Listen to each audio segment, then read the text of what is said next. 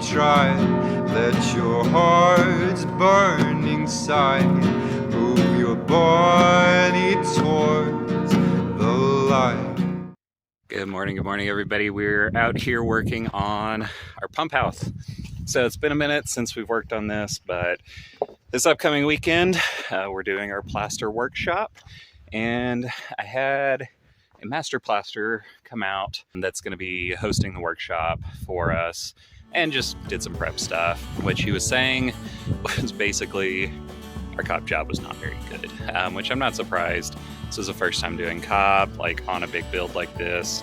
So the issue is all of our cob work is all wonky and wavy and stuff like that. So my project for today is to get this leveled out. So we're kind of taking two approaches.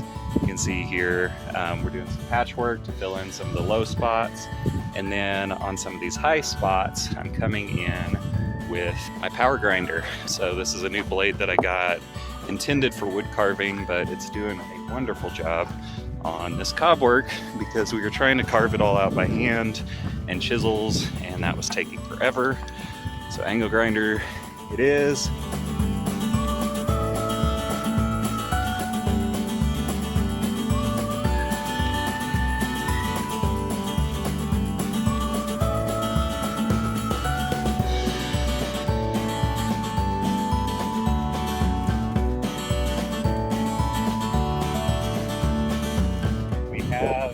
This nice Japanese plaster hawk that was given to us, and I was told that was like top of the line stuff, so we kind of reverse engineered it and made a bunch of them.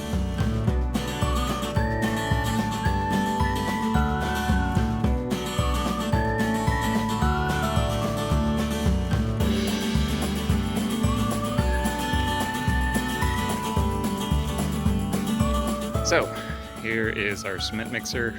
You can see the new guy, the one that was about 6 months old. They take a lot of wear and tear out here. The issue with this one is our switch broke.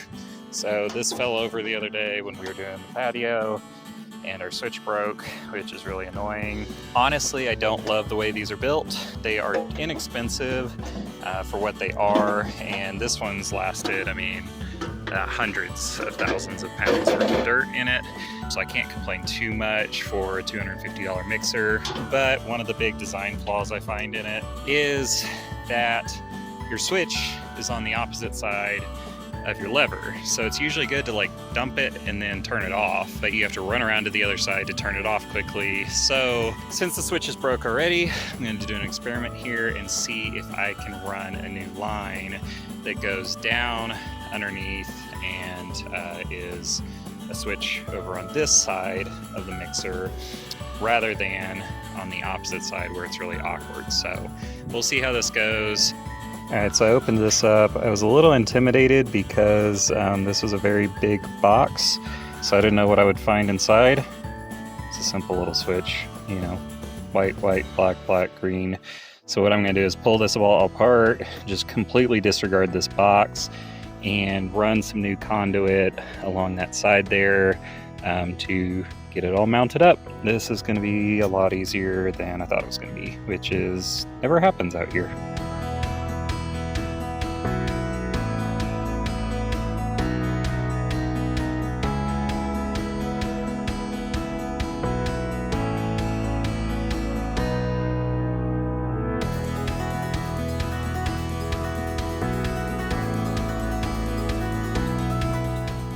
We are all ready to test this guy out. So rewired it, got the switch over here. It's just his normal outlet switch, metal box, running the plug out.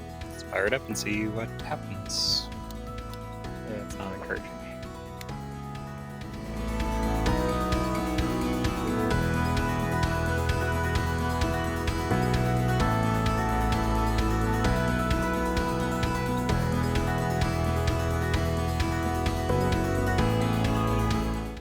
Who's gonna have water?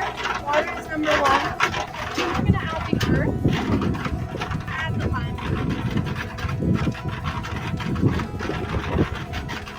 Now I'm doing the same.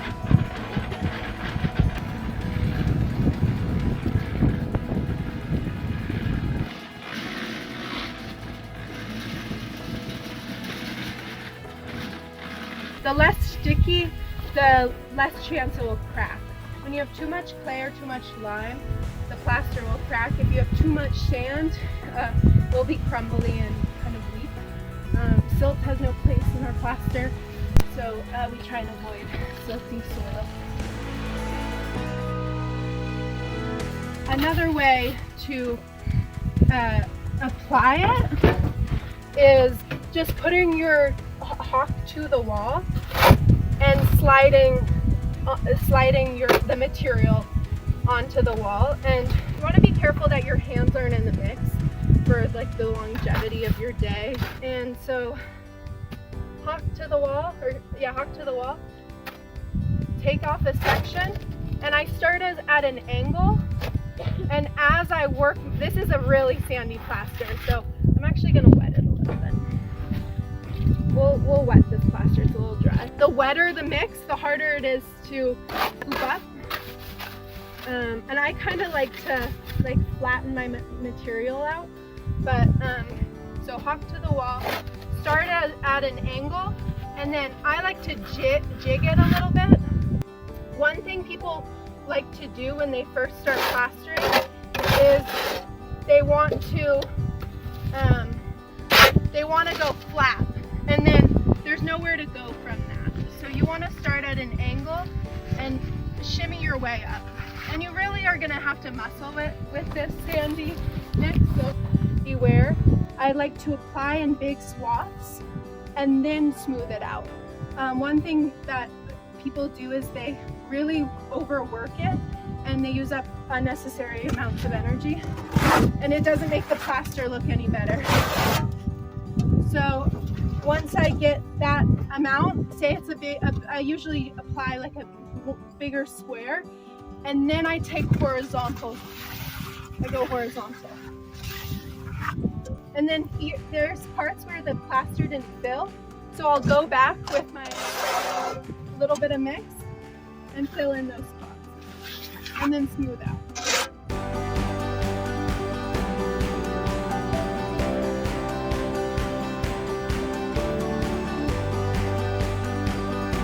I don't usually with bottles because they're a pain in the but we're gonna the same technique, except the jiggle is really key for me, kind of like work the plaster in, and we'll just go right around these to the best of our ability.